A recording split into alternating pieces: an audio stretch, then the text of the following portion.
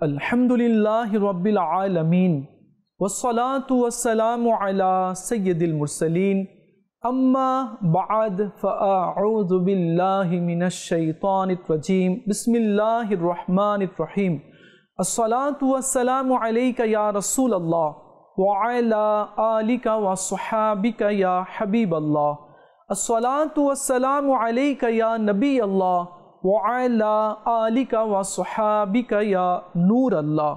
প্রিয় মাদানী চ্যানেলের দর্শকবৃন্দ, আপনারা দেখছেন অনুষ্ঠান হুসাইনি কাফেলা।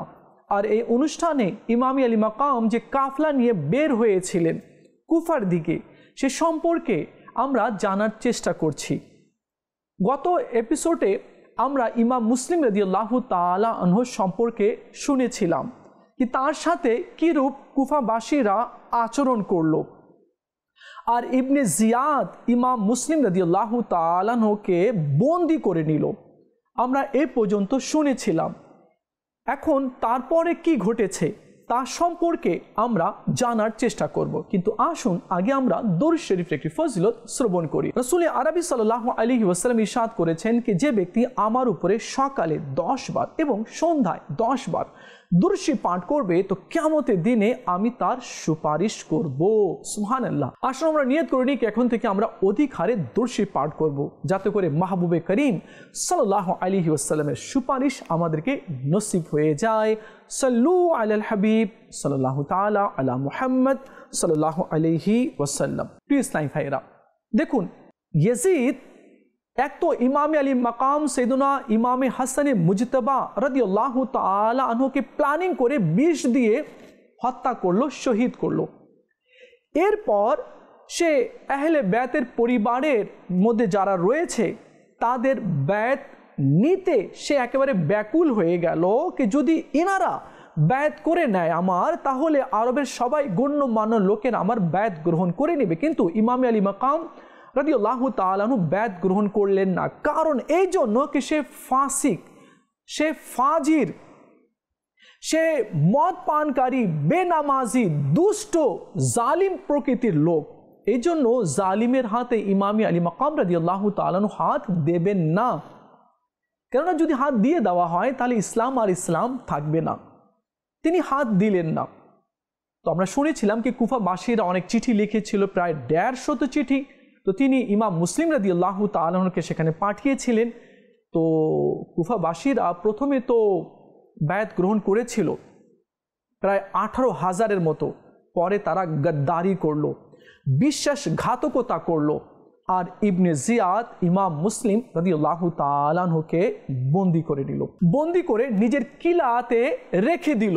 এরপর সারা রাত তার উপরে অত্যাচার করতে শুরু করলো ইবনে জিয়াদ। না পানি দিল, না খাবারের কোনো ব্যবস্থা করলো। শেষ পর্যন্ত সে কিলার কাছে নিয়ে গেল ছাদে, আর নিয়ে গিয়ে ইবনে জিয়াদ একজনকে বলল কি যাও ইমাম মুসলিমের দেহ থেকে তার মাথাকে আলাদা করে দাও। ইমাম মুসলিম রাদিয়াল্লাহু তাআলা আনহুকে টেনে হিচড়ে কিলার ছাদের উপরে নিয়ে যাওয়া হলো। ইমাম মুসলিম দাঁড়িয়ে আছেন, আর কুফাবাসীরা সবাই নিচে দাঁড়িয়ে তামাশা বানিয়ে দিয়েছিল আর তারা দেখছিল। ইমাম মুসলিম বললেন, দেখো তোমরা দাওয়াত দিয়ে আমাকে নিয়ে এসেছো, আর মেহমানের সাথে তোমরা এই আচরণ করলে। শোনো, যদি সম্ভব হয় তো কেউ যাতে ইমাম হুসেনকে যাতে এই পয়গাম পৌঁছিয়ে দেয়, যাতে সে এখানে না আসে। আর আমার দুটি সন্তান, ছোট ছোট সন্তান মোহাম্মদ আর ইব্রাহিম, তোমরা তাদের উপরে জুলুম করিও না, তাদেরকে মদিনা তৈয়বাতে পৌঁছিয়ে দিও। জালিমেরা কি এ কথা শুনবে? তারা তো তামাশা বানিয়ে দিয়েছিল। তারা কিলার নিচে দাঁড়িয়ে এই দৃশ্যগুলো দেখছিল। ইবনে জিয়াদের হুকুমে ইমাম মুসলিম রাদিয়াল্লাহু তাআলা আনহুর দেহ থেকে মাথা আলাদা করে দিল। কিছু রেওয়ায়েতের মধ্যে এভাবে রয়েছে कि इमाम मुस्लिम रदियल्लाहु ताआला अन्हुर देह के माथा छाड़ा गाछेर उपरे 3 दिन पर्यन्त झुलिए रखा हयेछिलो। যাতে করে সবাই ইয়াজিদকে ভয় করে। দেখুন, যার ঘরে কোরআন নাজিল হয়েছে, যার ঘরে কোনো মুফলিস, কোনো গরিব, কোনো নিঃস্ব ব্যক্তি আসতো তো তারা ফিরে যেত না, কিন্তু আজ ইমাম মুসলিমের জন্য কাফনের কাপড়ের ব্যবস্থা করা হচ্ছে না। তারা জুলুম ও অত্যাচারের পাহাড় ভেঙে দিয়েছে, কিন্তু কুফাবাসীরা শুধু তাকিয়ে রইল আর এই দৃশ্য অবলোকন করলো। হায় রে কুফাবাসী, চিঠি তো লিখেছিল, দাওয়াতও করলো, কিন্তু মেহমানের সাথে এরূপ আচরণ! আল্লাহু আকবার। জানি না এমন দৃশ্য এই আলোকিত দুনিয়া আর দেখেছে কিনা। এদিকে চিঠি তো পৌঁছে গিয়েছিল ইমামে আলী মাকাম সৈয়দনা ইমামে হুসাইন রাদিয়াল্লাহু তাআলা আনহুর কাছে। এদিকে ইমামে আলী মাকাম তো প্রস্তুতি নিচ্ছেন কি আমাকে কুফাতে যেতে হবে, কিন্তু এখানে রয়ে গেছে ইমাম মুসলিম রাদিয়াল্লাহু তাআলা আনহুর দুইটি সন্তান, ছোট্ট ছোট সন্তান, 6-5 বছর বয়স, দুইজন। এই দুই বাচ্চা ছিল কাজী শরীহ এর বাড়িতে। যখন কাজী এই কথা শুনল কি ইমাম মুসলিমকে ইবনে জিয়াদ শহীদ করে দিয়েছে, বাচ্চাদেরকে কাজী শরীহ কাছে ডাকলো এবং তার মাথায় হাত বুলালো, স্নেহ করতে লাগলো, মমতা দিতে লাগলো। বাচ্চা দুটি বলল, কাজী সাহাব, আপনি এভাবে আমাদেরকে আদর করছেন, স্নেহ করছেন, আমাদের এখানে তো এরূপ স্নেহ আদর ওই বাচ্চাদেরকে করা হয় যে বাচ্চার বাবা শহীদ হয়ে গিয়েছে বা মারা গিয়েছে। আপনি ঠিক সেরূপ আমাদের সাথে আচরণ করছেন, আদর করছেন। তো কাজী বলল কি হ্যাঁ, তোমার বাবাকে ইবনে জিয়াদ ইয়াজিদের লোক শহীদ করে দিয়েছে। বাবা, তোমরা আমানত আমার কাছে, আমি চাই না কি তোমাদের ক্ষতি হোক। আমার ছেলে আসাদ আজকে রাত্রেই তোমাদের দুইজনকে বাগদাদের গেটের কাছে ছেড়ে দিবে, সেখানে একটা কাফলা যাচ্ছে, তোমরা দুইজন ওই কাফলাতে মিলিত হয়ে নিজের বাড়িতে চলে যাইও, ওই কাফলা মদিনাতে যাবে। বাচ্চা দুজন কাঁদতে লাগলো, বাবাকে নিয়ে এসেছিলাম, এখন বাবাকে রেখেই আমাদেরকে চলে যেতে হচ্ছে। আমি বাবার হাত ধরে এসেছিলাম, এখন কার হাত ধরে আমি মদিনাতে যাব? দীর্ঘ পথ। বাচ্চা দুটি কাঁদতে লাগলো, যে বাবা ছাড়া আমি ঘুমাতাম না, যে বাবা ছাড়া আমি এক কদম হেঁটে যেতাম না, আজ বাবার ছায়া আমার নেই। আমরা মুসাফির, আর মুসাফিরের সাথে কিরূপ আচরণ করা হলো ইতিহাস সাক্ষী থাকবে। কাজী সাহেবের ছেলে আসাদ বাচ্চা দুটিকে নিয়ে গেল বাগদাদের গেটের দিকে। ওই যে কাফলা যাচ্ছে, আমাদের আসতে দেরি হয়ে গিয়েছে, তো ওই যে কাফলা যাচ্ছে, তোমরা দৌড় দিয়ে গিয়ে কাফলার সাথে মিলিত হয়ে যাও। বাচ্চা দুইজন দৌড়াতে আরম্ভ করলো, ছোট্ট ছোট পা, মরুভূমির রাস্তা, পাথরি রাস্তা। যখন দৌড়ায় তো হোঁচট খেয়ে পড়ে যেত, বড় ভাই ছোট ভাইকে তুলতো। যে পা ফুলের পাপড়ির উপরে রাখত, আজ সেই পা কাটা মরুভূমি পাথরের উপর দিয়ে হেঁটে যাচ্ছে। দৌড়াতে পারল না, ওই কাফলাকে ধরতে পারল না, আড়ালে চলে গেল, বহু দূর কাফলা চলে গেল, রাস্তাও ভুলে গেল। এখন কোনো পথ দেখা যাচ্ছে না, কোথায় যাবে? রাত্রের ঘন অন্ধকার, হিংস্র প্রাণীরা ডাকছে, মা নেই কাছে কি মাকে ডাক দিবে। আবার হেঁটে যায় তো পায়ে কাঁটা বিঁধে যায়, উফ করে থমকে যায়, মা বলে চিৎকার করে, কিন্তু মা তো পাশে নেই। হাঁটতে শুরু করে যায় যায় যায়, মরুভূমির ধুলা বালু দিয়ে তাদের চেহারাগুলো একেবারে ধুলাময় হয়ে যায়। শেষ পর্যন্ত একটি ঝিল, পানির ঝিলের কাছে একটি গাছ, সেখানে আশ্রয় নেয়। সকালবেলায় এক কানিজ পানি নিতে আসে, তো দেখে পানিতে বাচ্চাদের চেহারা দেখা যাচ্ছে। যখন সামনের দিকে তাকালো তো দেখলো ফুটফুটে দুইটি মতি, সুন্দর গোলাপের মতো চেহারা বাচ্চা। দেখে তো তার মন ভরে গেল। বলল, এই বাচ্চা তো আমাদের এখানকার নয়, হয়তো এই বাচ্চা হয়তো অন্য কোনো দেশের। এমন বাচ্চা তো আমি জীবনে দেখিনি, এক একটা বাচ্চা এক একটা গোলাপ ফুলের মতো। ওই কানিজ বাচ্চার কাছে গেল, বলল, তোমরা কারা, আর এই নির্জন জায়গায় একা কোত্থেকে আসলে, তোমাদের পরিচয় কি? তো বলল, আমরা ইমাম মুসলিমের সন্তান, রাসূল আরবি সাল্লাল্লাহু আলাইহি ওয়াসাল্লামের নাতি। আমাদের উপরে জুলুম হয়েছে, আমার বাবা ইমাম মুসলিমকে ইবনে জিয়াদ শহীদ করে দিয়েছে, এখন তারা আমাদেরকেও হত্যা করতে চায়, আমাদেরও রক্ত ঝরাতে চায়। ওই কানিজ বলল, আমার সাথে চলো, আমি যে বাড়িতে কাজ করি সে বাড়ির মহিলা আহলে বাইতকে অনেক ভালোবাসে, চলো তুমি আমার সাথে চলো। নিয়ে গেল। যখন বাড়ির মহিলা জানতে পারলো কি ইনি আহলে বাইতের দুটি ফুল রয়েছে, গোসল করালো, পরিষ্কার করলো, নতুন কাপড় পরালো, খেতে দিল, আর অনেক আদর যত্ন করলো। কিন্তু এখানেও একটি বিপদ, ওই মহিলার স্বামী ইবনে জিয়াদের লোক ছিল। সে মহিলা ভয় পেয়ে গেল, যদি এই বাচ্চাকে সে পায় তাহলে তো এই বাচ্চার ক্ষতি করবে। ইবনে জিয়াদ তাড়াতাড়ি একটি রুমে দুই বাচ্চাকে ঘুম পাড়িয়ে দিল, তোমরা কোনো আওয়াজ করবে না, এখানে ঘুমিয়ে পড়ো, আমি তোমাদের সাথে আছি। এদিকে ওই মহিলার স্বামী চলে আসলো, একেবারে হয়রান হয়ে জিজ্ঞেস করলো, কি হয়েছে, এত হয়রান কেন তুমি আজকে? তো বলল, ইমাম মুসলিমের দুইটি ছেলে কোথাও আত্মগোপন করেছে, তাকে খোঁজার জন্য আমি অনেক চেষ্টা করেছি, যদি ইবনে জিয়াদকে ওই দুই বাচ্চাকে ধরিয়ে দিতে পারি তাহলে অনেক পুরস্কার পাবো। হায় রে, কেমন কথা, যাকে তালাশ করছে সে তো ওই বাড়িতেই আছে।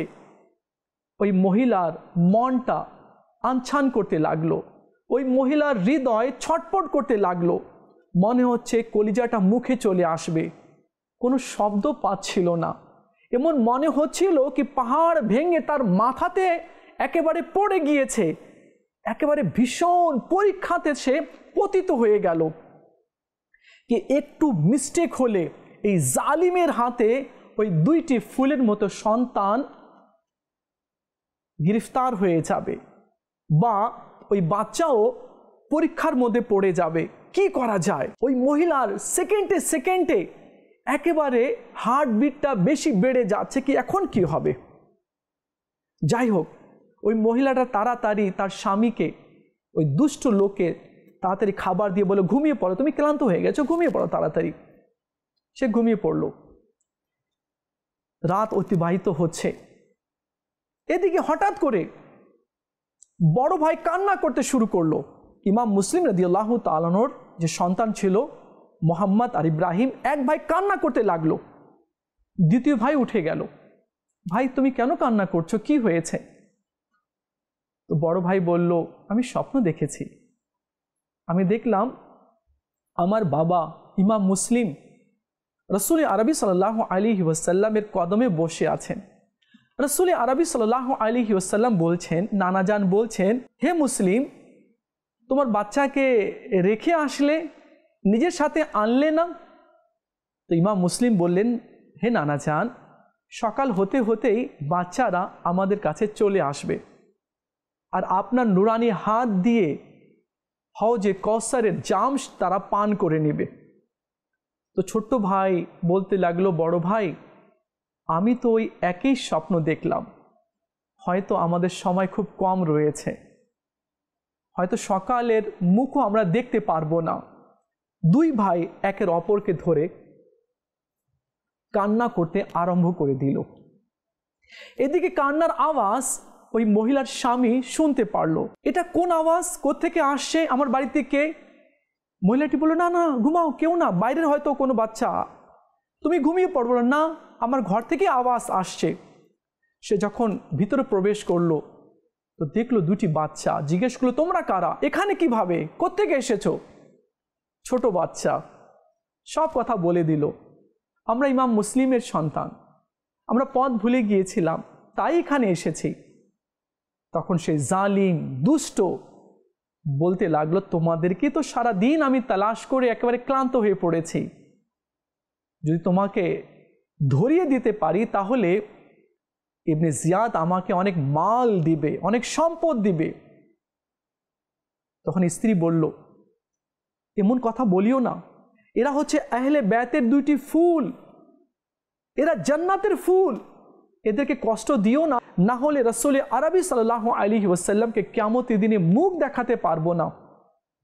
দুনিয়ার দিকে ধাবিত হইও না, দুনিয়া ধোঁকা, এই বাচ্চা দুটিকে ছেড়ে দাও, নাহলে আমার জান নিয়ে নাও, আমার প্রাণ নিয়ে নাও, কিন্তু এই বাচ্চা দুটিকে ছেড়ে দাও।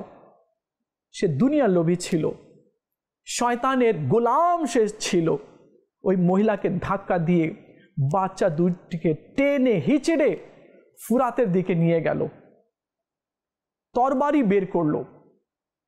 তখন বড় ভাই বলে যে আগে আমাকে শহীদ করো, তারপরে আমার ছোট্ট ভাইকে, কেননা আমার চোখের সামনে তুমি আমার ভাইকে মারবে, এটা আমি সহ্য করতে পারবো না। ওই দুষ্ট বলল যে আমি তোমাদের দুইজনকেই একসাথেই মারব। ওই দুষ্ট ইবনে জিয়াদের গোলাম ইমাম মুসলিম রাদিয়াল্লাহু তাআলা আনহুর দুই ছেলেকে ফুরাতের কিনারায় শহীদ করে দিল। মাথা নিল দুই বাচ্চার আর দেহকে ফুরাতে রেখে দিল। ওই মাথা নিয়ে ইবনে জিয়াদের কাছে গেল। ইবনে জিয়াদ বলল, এ কি করলে? আমি তো ইয়াজিদকে বলেছি বাচ্চা আমার কাস্টাডিতে রয়েছে, আমার কাছে রয়েছে, এখন আমি ইয়াজিদকে কি মুখ দেখাবো? তুমি এদেরকে জীবিত কেন আনলে না? তো সে বলে, যদি জীবিত আনি আর কুফার লোকরা দেখে নেয় তাহলে তো আমার থেকে কেড়ে নেবে। এ কি করলে, তুমি ভালো করনি। তখন ইবনে জিয়াদ এক সিপাহীকে হুকুম দিল যে এই হারিসকে নিয়ে যাও, আর যেখানে এই দুই বাচ্চাকে শহীদ করেছে, হত্যা করেছে, একেও ঠিক সেখানে গিয়ে কেটে ফেলো। তখন ওই সিপাহী বলছিল, ইবনে জিয়াদ যদি আমাকে পুরো দুনিয়া দিয়ে দিত আমি এত খুশি হতাম না, যত খুশি হয়েছি এই জালিমকে হত্যা করার হুকুম পেয়ে। হারিসকে সেখানে নিয়ে গেল, আর নিয়ে গিয়ে তার গর্দনকে তার দেহ থেকে আলাদা করে দিল। একটি রেওয়ায়েতে লেখা আছে, ইমাম মোহাম্মদ আর ইব্রাহিমের মাথা যা হারিস কেটে ফেলেছিল যখন ফুরাতে রাখলো, তো দেহ তো আগে থেকে ফুরাতে কেটে রেখে দিয়েছিল, ওই দেহ এসে মাথার সাথে মিলে যায় আর সেটা পানিতে চলে যায়। এখন ওই সিপাহী যখন তাকে কেটে ফেললো, ওই হারিসকে চাইলো কি একে ফুরাতে ফেলে দিই। যখন ফুরাতে ফেললো তো ফুরাত তাকে গ্রহণ করলো না, ফুরাত নদী তাকে উঠানে নদীর উপরে ফেলে দিল। যখন তাকে মাটিতে দাফন করলো তো মাটিও তাকে গ্রহণ করলো না, তাকে বের করে দিল। এরপর লাকড়ি জমা করে ওই হারিসকে জ্বালিয়ে ফেলা হলো। প্রিয় ইসলামী ভাইয়েরা, আহলে বাইতে আতহার এর অনেক শান রয়েছে, অনেক মর্যাদা রয়েছে। একবার হযরত সাইয়েদনা আলী রাদিয়াল্লাহু তাআলা আনহু সিফিন যুদ্ধে যাওয়ার পথে এক রাস্তাতে দাঁড়িয়ে গেলেন, আর দাঁড়িয়ে গিয়ে জিজ্ঞেস করলেন, এটা কোন জায়গা? তো লোকেরা বলল, হুজুর এটা হচ্ছে কারবালা। এ কথা শুনে হযরত সাইয়েদনা আলী রাদিয়াল্লাহু তাআলা আনহু অনেক কান্না করলেন, এত কান্না করলেন কি মাটি ভিজে গেল। এরপর তিনি ইরশাদ করলেন, এটা সেই জায়গা যেখানে ইমামে আলী মাকাম সৈয়দনা ইমামে হুসাইন রাদিয়াল্লাহু তাআলা আনহুকে শহীদ করা হবে। এই জায়গায় ইমামে আলী মাকাম সৈয়দনা ইমাম হুসাইন রাদিয়াল্লাহু তাআলা আনহুর বাহন বসবে। এই জায়গায় তার সামানগুলিকে রাখা হবে। আর এই জায়গায় ইমামে আলী মাকামের বন্ধুদেরকে শহীদ করা হবে। এই জায়গায় আলী আকবরকে শহীদ করা হবে। আর এ বলে তিনি কান্না করতে লাগলেন। দেখুন, হজরতে আলী রাদিয়াল্লাহু তাআলা আনহু জানতেন যে কোথায় কোন জায়গায় হজরতে সৈয়দনা ইমামে হুসাইন রাদিয়াল্লাহু তাআলা আনহুর কাফলাকে শহীদ করা হবে। ইমামে আলী মাকাম সৈয়দনা ইমামে হুসাইন রাদিয়াল্লাহু তাআলা আনহুর জন্মের আগেই এ কথা প্রসার হয়ে গিয়েছিল। জন্মের আগে, হ্যাঁ, রাসূল আরবি সাল্লাল্লাহু আলাইহি ওয়াসাল্লামের আগমনের 300 বছর আগেই একটা পাথরে এই ছন্দ লেখা ছিল, আতারজু উম্মাতুন কতলাত হুসাইনা, অর্থাৎ হুসাইন এর হত্যাকারী এই আশাও করে যে তারা হুজুর সাল্লাল্লাহু আলাইহি সাল্লামের কিয়ামতের দিন সুপারিশ পাবে। তো রাসূল আরবি সাল্লাল্লাহু আলাইহি ওয়াসাল্লামও ইমামে আলী মাকাম সৈয়দনা ইমামে হুসাইন রাদিয়াল্লাহু তাআলা আনহুর শাহাদাতের খবর দিয়ে দিয়েছিলেন। দেখুন প্রিয় ইসলামী ভাইয়েরা আর মদিনী চ্যানেলের দর্শকবৃন্দ, ইমামে আলী মাকাম সৈয়দনা ইমামে হুসাইন রাদিয়াল্লাহু তাআলা আনহু ইয়াজিদের হাতে হাত কেন দিলেন না?